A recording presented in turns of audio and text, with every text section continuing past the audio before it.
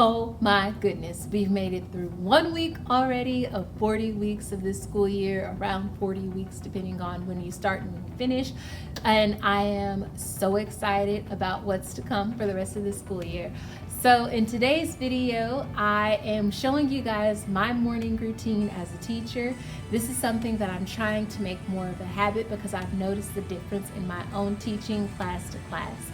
So last year, I suffered a lot from being late. Like I was either right on time or late, and I'm not proud of it. It was definitely something that I was ashamed of last year because I'm always telling my students, be on time, turn your work in on time, no late work, and here I am showing up late to work a majority of the time. So this school year, I really wanted to make it my mission to not only just be on time for work, but be early enough so that I can mentally prepare myself for the day. Being a high school teacher, you're not in the same classroom with your students all day as you typically would be at the elementary level.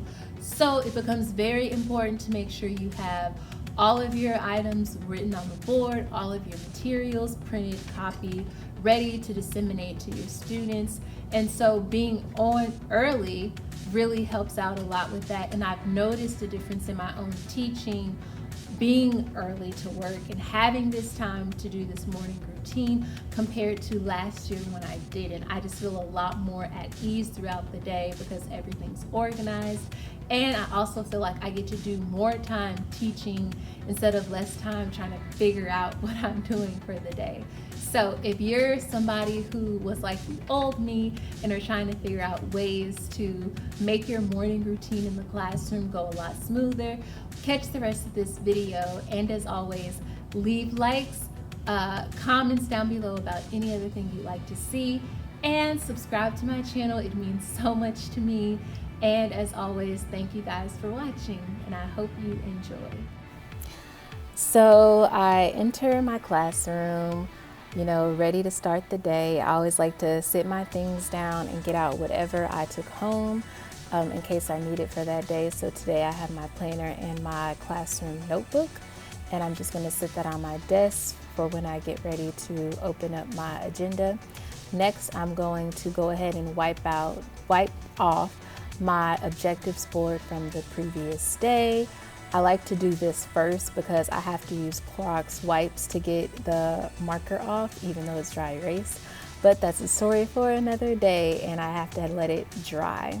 So while my board is drying, I look in my personal planner that I also include some work things, and I go ahead and get logged into my computer so that I can look at my lesson plans and pull up anything that need to be projected on the board. So I also log into our attendance site, then I pull up my mail for work, and then my Google Drive because this year we're using Google Classroom, and there's my lesson plans. And now I'm trying to fiddle with my candle. We have a very old school, and so I like to make sure my classroom smells good because teenage children, they can definitely start to smell after a couple of hours, and that's also another reason why I like to keep my room freezing cold. So by this time, my objectives board is dry, so I'm going to go ahead and write the date as well as my objective. And my objective is pretty generic because my students are going to be taking their English 2 diagnostic test for the next couple of days.